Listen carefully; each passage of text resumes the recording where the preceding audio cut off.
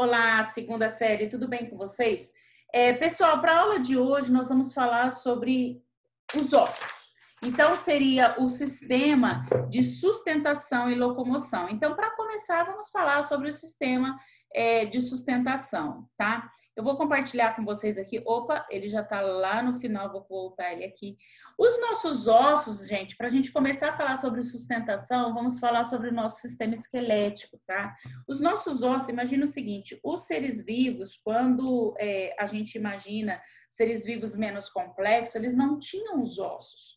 E aí, quando eles foram aumentando a complexidade, né, de grupo a grupo, lá quando a gente fala ainda de invertebrados, chega no último grupo de invertebrados, que são os equinodermos, vai aparecer uma estrutura radicular, que é como se fosse um osso ainda não tão bem desenvolvido.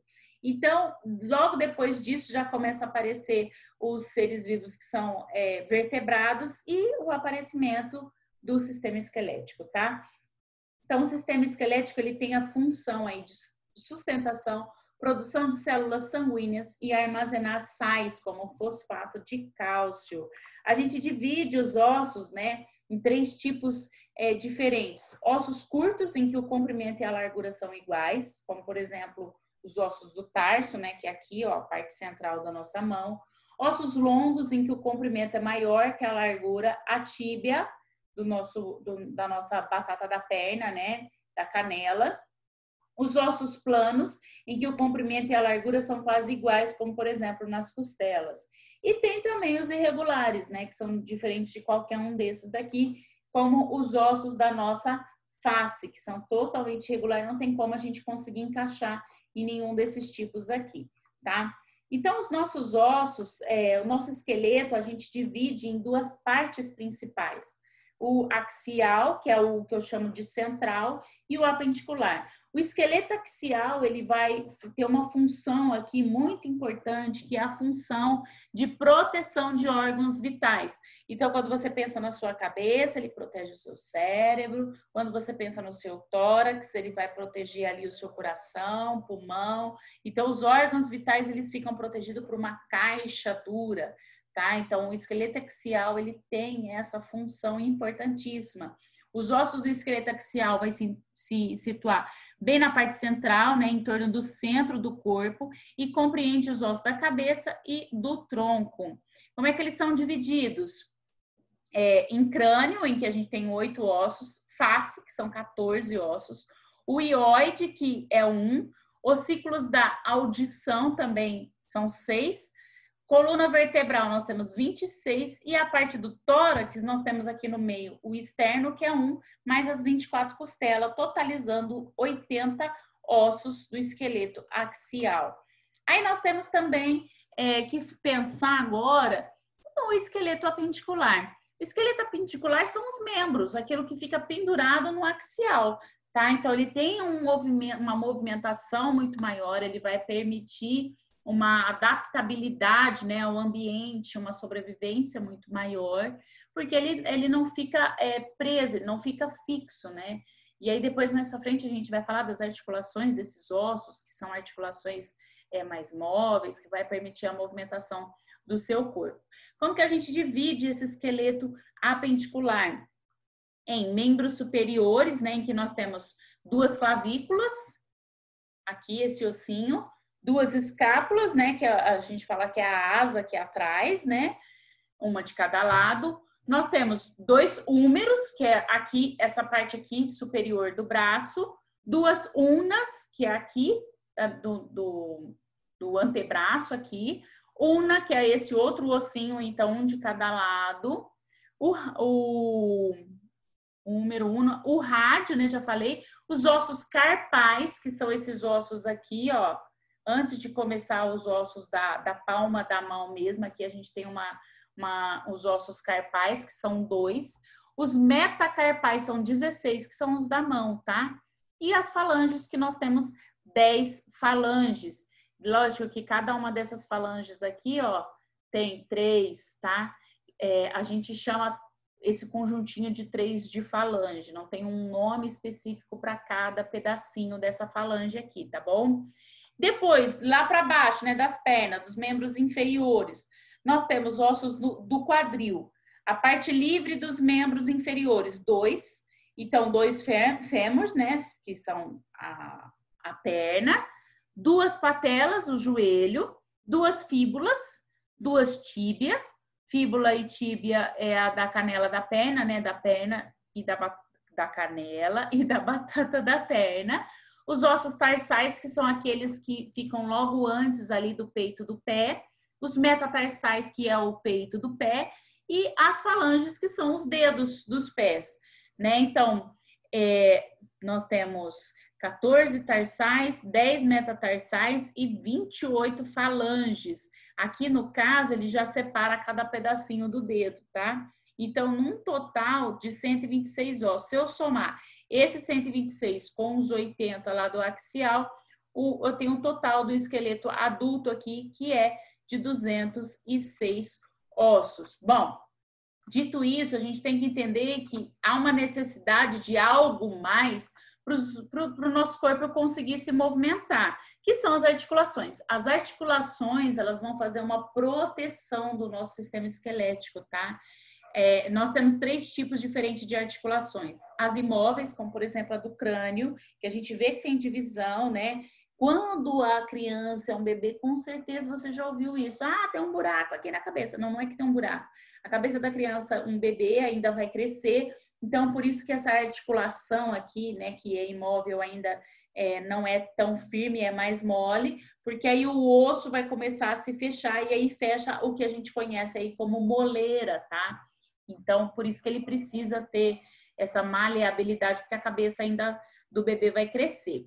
E outra, né? Imagina que o seu corpo ele foi criado para procriar. Ele foi criado para ser uma máquina perfeita. Imagina, hoje a gente tem cesárea, sabe-se disso e tal. Mas se fosse uma cabeça totalmente dura, né? Na hora do parto da mulher, em alguns casos ia ser praticamente impossível da criança nascer. Então ele precisa ser um pouco mais maleável para conseguir passar pelo canal, tá?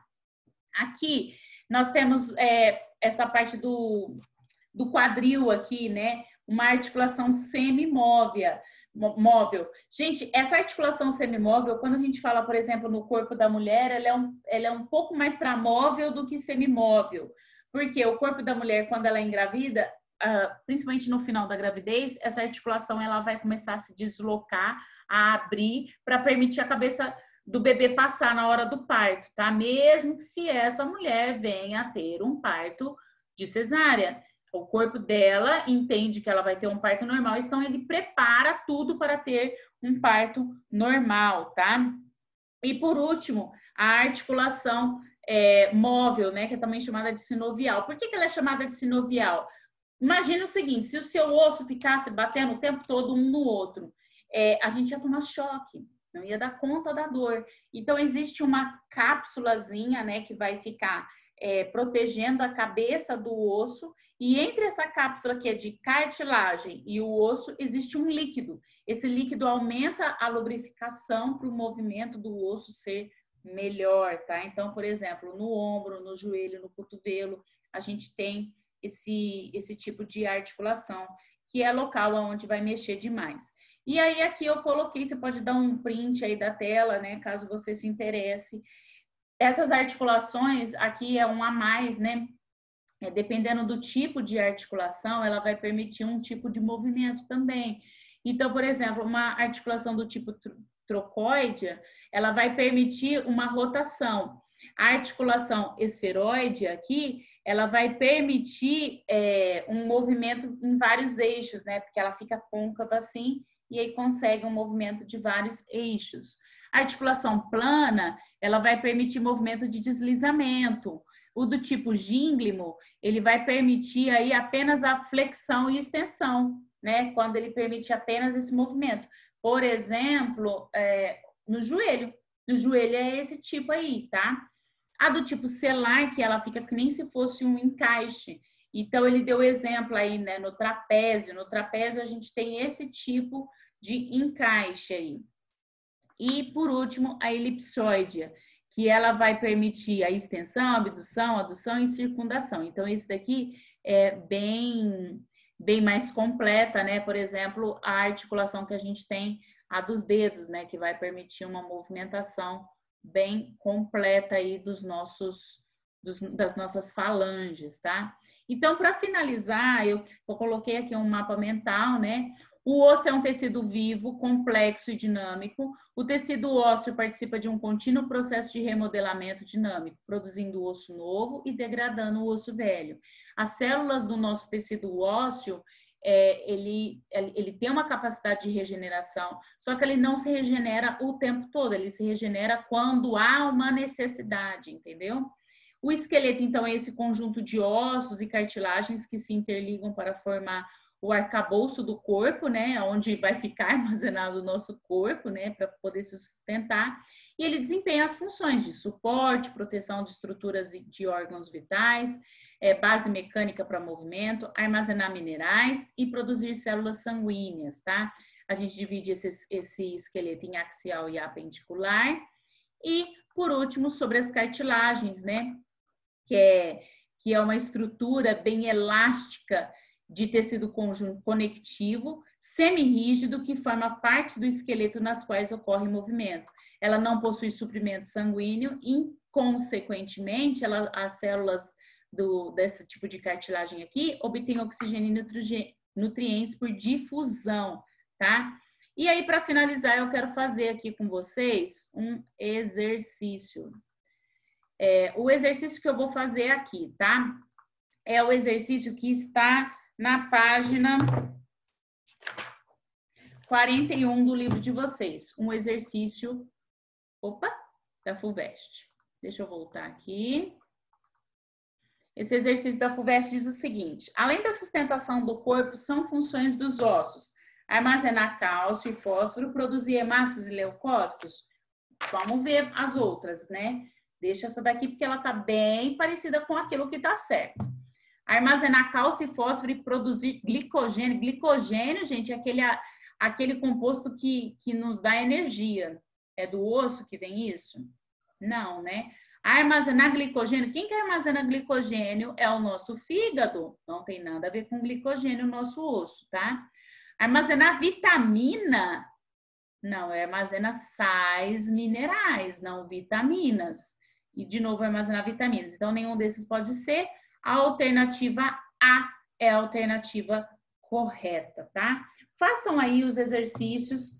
Na verdade, só ficou um, né? O que é o exercício 6 da página 41, que vocês podem fazer, tá ok? Bom, pessoal, então eu vou parar essa aula por aqui. E aí, na próxima aula, a gente dá continuidade falando sobre o sistema muscular, para não ficar uma coisa muito pesada, tá bom? Então é isso. Até a próxima aula. Um beijão.